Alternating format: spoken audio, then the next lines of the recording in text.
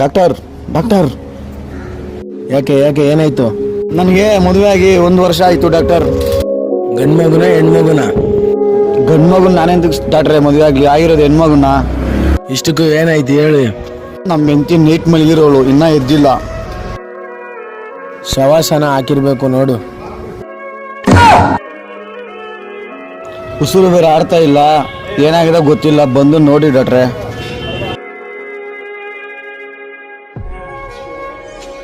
ನೋಡ್ರಿ ಡಾಕ್ಟ್ರೆ,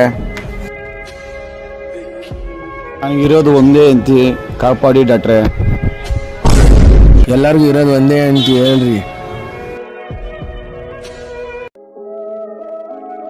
ಏನಾಗಿದೆ ಡಾಕ್ಟ್ರೆ? ಸತ್ತೋಗಳಲ್ಲೋ. ಸತ್ತೋಗೋಳ? ಇಷ್ಟಕ್ಕೂ ಏನಾಯ್ತು ಹೇಳೋ. ಮೊನ್ನೆ ಕಾಲು ನೋವು ಒಂದ್ಲು, ಕಾಲು ಹೊತ್ತದೆ. ನಿನ್ನೆ ಕೊತ್ತು ನೋವು ಒಂದ್ಲು, ಕತ್ತೋತದೆ.